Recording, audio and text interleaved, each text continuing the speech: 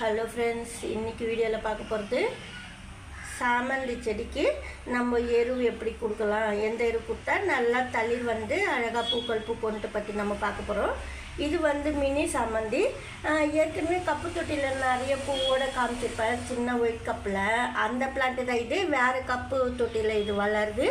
இதெல்லாம் நம்ம கட் பண்ணிடணும். இதெல்லாம் பழசாயிடுச்சு. எல்லாம் கட் பண்ணிட்டா பூமிக்குள்ளே, அதாவது பாட்டுக்குள்ளேருந்து எழும்பி வருது பாருங்க, நிறைய சின்ன சின்ன கிளை. இது வந்து நாட்டு சாமந்தி, நம்மளுக்கு நல்லாவே பழிக்கும், பயப்படலாம் தேவையில்ல. ஹைப்ரிட்டாக கொஞ்சம் நம்ம நிழல் வச்சு வெயில் வச்சு அப்படி கொஞ்சம் கொஞ்சம் நேரம் வச்சு எடுக்கணும். அந்த மாதிரி பிளேஸாக இடம் பார்த்து நம்ம வச்சுக்கணும் ஹைப்ரிட்லாம். இப்போ நம்ம இந்த சாமந்தி செடிக்கு இது வந்து பர்பிள் கலரு. இந்த சாமந்தி நம்ம இப்போ தான் புதுசாக நட்டிருக்கிறோம். அதாவது ஒரு 3 days ஆயிடுச்சு மேலேயே. இப்போ தான் நான் எரு கொடுக்கலான்னு இருக்கேன். எந்த எரு கொடுக்கறதுன்னா, ஃபஸ்ட்டு வந்து இது போல் ஸ்ட்ரெயிட்டாக ஒரு பிரான்ச்சஸ் நடுறோம் வேரோட. அப்படின்னா ஸ்ட்ரெயிட்டாக பிரான்ச்சஸ் இருக்குது. மேலே நுனி வந்து கிள்ளிடணும். அதாவது நுனி கொஞ்சமாக நம்ம கட் பண்ணி எடுத்தால் தான் நிறைய பிரான்ச்சஸ் போடும். இது போல் நுனி கட் பண்ணி போட்டோம்னா இந்த நுனி கூட நம்மளுக்கு வச்சா வரும். நுனி எப்படி வைக்கிறதுன்னு சொல்லிட்டு காமிக்கிறேன் இப்போவே பாருங்கள். இது போல் மேலே நுனியில் கொஞ்சமாக தான், 1 inch கூட இல்லை. அது வந்து கொஞ்சமாக பூமிக்குள்ளே ஃபுல்லாக வச்சு நம்ம மண் வந்து பிடிச்சி வைக்கணும்.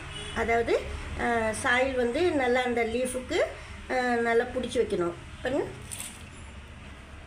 டெய்லி தண்ணி விட விட அதுவே சரியாயிடும், வேர் பிடிச்சிக்கும். கிளை முனையில் வந்து கிள்ளி விட்டால் தான் இந்த பக்கத்துலலாம் தளிர் போடும். அதே சமயத்தில் மண்ணுக்குள்ளேயும் நம்ம எரு கொடுக்கணும். ஏற்கனவே இதில் வந்து நான் வந்து கவுமேனூர்லாம் கொடுத்துருக்குறேன். இன்னும் எந்த எருவும் இல்லை. மாட்டு சாணம் வந்து கொஞ்சம் சாயிலுக்குள்ளே போட்டு நான் வச்சுருக்கேன். இப்போ எந்த எரு கொடுத்தா நல்லா தளிர் வரும், வளர்ச்சி நல்லாயிருக்கும் பிளான்ட்டுக்குன்னு பாருங்கள். நான் எந்த அளவுக்கு போட்டேன்னு சொல்கிறேன். இப்போ ஒரு பிளான்ட்டுக்கு நீங்கள் போடுறீங்கன்னா 2 வாழைப்பழம் தோல் போடணும். இப்போ நான் 2-3 செடிக்கு போட போகிறேன்னா 3-4 வாழைப்பழம் எடுத்துக்கலாம். தோல் எடுத்துகிட்டு ஒரே ஒரு பல் பூண்டு எடுத்துருக்கேன். ஒன்றே ஒன்று தான் எடுத்துருக்கேன். நல்லா பெருசாக போட்டேன் நான். ஒன்று பூண்டு வந்து அதிகமாக சேர்க்கக்கூடாது. அதனால் ஒரே ஒரு பல் பூண்டு மட்டும்தான் போட்டிருக்கேன். இது வந்து கொஞ்சமாக வேப்ப இலை எடுத்துருக்கிறேன். கூடவே வந்து நான் முட்டை ஓடு போட்டிருக்கேன் பாருங்கள். அதாவது இந்த 3 பொருள் போட்டு வேப்ப இலை, வாழைப்பழம் தோல், பூண்டு, முட்டை ஓடு வந்து எத்தனை வேணாலும் போட்டுக்கலாம். ஒரு 5-6 போட்டுக்கலாம். 3 செடிக்கு போடும்போது 5-6 போட்டுக்குங்க.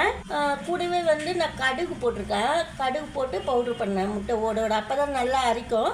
முட்டை ஓடு கடுகு 2மே சேர்த்து போடும்போது நல்லா அரைப்படும். கூடவே இந்த பொருளெல்லாம் நம்ம போட்டுக்கணும். மொத்தம் நம்ம 5 பொருள் போட்டிருக்கோம்.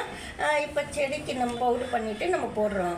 எந்த அளவுக்கு போடுறதுன்னா 1 ஸ்பூன் அளவுக்கு நீங்கள் போடுங்க பாருங்க. அதாவது சின்ன ஸ்பூனாக இருந்ததுன்னா 2 ஸ்பூன் போடலாம். இது வந்து கொஞ்சம் சின்ன செடி தான், பிளான்ட்டு ரொம்ப சின்னது.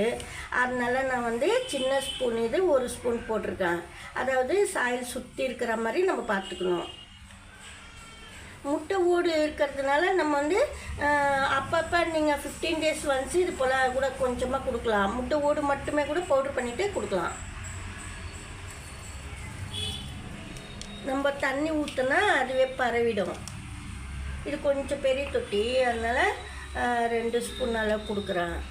இது வந்து நான் 10 days கழிச்சு கூட நான் ஒரு 1/2 ஸ்பூனு 1 ஸ்பூன் போட்டு விடுவேன். இதெல்லாம் கூட நீங்கள் அப்பப்போ தெரிஞ்சுக்கிட்டிங்கன்னா கொஞ்சம் கொஞ்சமாக கூட போட்டுக்கலாம். இது வந்து இப்போ தான் கொஞ்ச நாள் தான் ஆகுது. சின்ன சின்ன பிரான்ச்சஸ் கட் பண்ணி வச்சுட்டு வேர் வந்துருச்சு.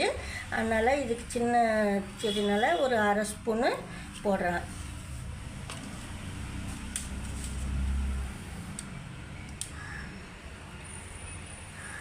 இப்போது காலையில் தண்ணி விட்டுட்டேன்.